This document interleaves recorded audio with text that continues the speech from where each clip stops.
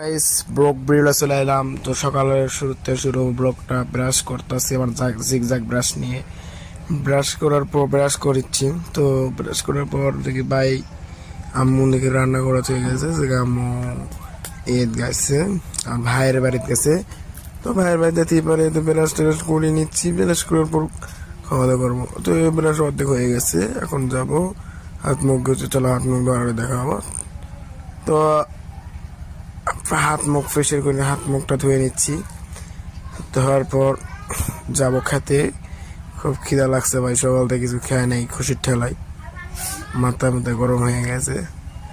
তো হাত মুখ ধুয়ে এসে কি করবো, হাত মুখটা মুছে নিয়ে মুখটা মোছার পর তারপর দেখা যাক কি খামো। এখন মুখটা মোছার পর চুলটা ঠিক করে, চুল দেখতেই পারছেন সকাল থেকে কেবল ঘুমোতে উঠছি, চুলের অবস্থা কিরকম হয়ে গেছে।